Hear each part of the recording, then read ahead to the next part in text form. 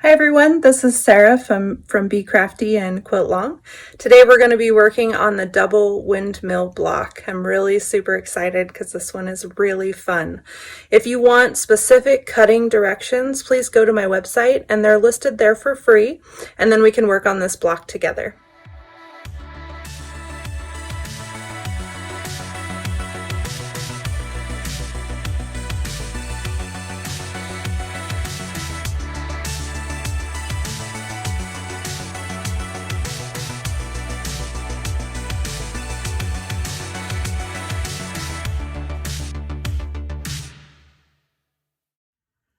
Alright, so at this point you've cut out all your pieces and you've laid them out like so that you know which piece goes where. We're going to start with the triangles that fully encompass each other's one side. So that's going to be these two, these two, these two, and these two. So I'm going to go ahead and sew these two, these two, these two, and these two. And then I'm going to come back to this and we're going to work on the next part of it.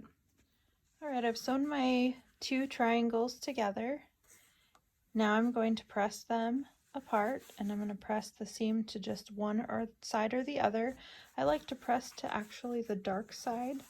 So we're going to take this light side and hold it down, and then I'm going to press it this way. When you've completed sewing your 4 triangle pieces, you'll notice at the side of each triangle piece there's a little bit of extra that's off of it. Now you can choose to go ahead and just trim that off if you'd like. I usually wait until I absolutely have to, so I'll probably just leave it for now. So now the 2 triangle pieces that are the same in length are these 2 here, okay, these 2 here, these 2, and these 2. So you're going to sew all of those 4 together next. And again, you're going to press your seam open and to one side, just like we did with the previous triangles. So let's go ahead and do that. The next pieces that we're going to sew together are these 2 here and these 2 here, because they have the same size. They're a little bit over. Line up this edge with this edge and allow a little to hang over there, and that will be just fine. Okay, our block is shaping up nicely. We're coming along rather quickly. The next pieces that we are going to want to sew together are these 2 here and these 2 here. Once we sew those 2 pieces together, it gets a little bit more complicated, but not impossible. So that's where we'll really spend most of our time working. Now we're going to sew the piece that we just sewed together to the square that we sewed together earlier, and we're going to do the same thing on this side. Go ahead and match the flat sides to each other with the right sides facing each other, and then you will have a little tail at the end when you're done. This next part's going to be fun. So what we're going to do is we're going to sew this square to this piece first. Now, obviously, it's not going to go all the way over.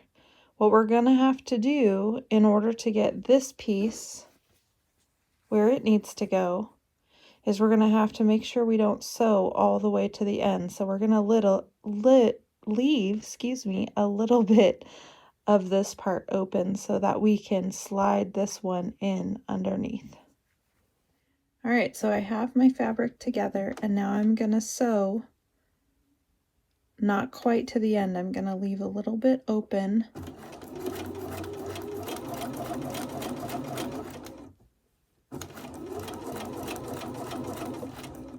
So that I can play with it. So about right there.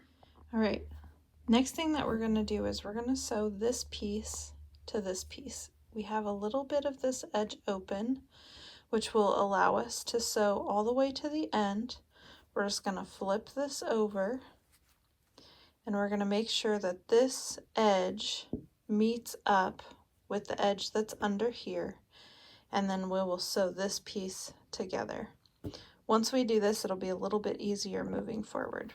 I've taken the stitches out, so I have a little bit of room there. So now what I'm going to do is I'm going to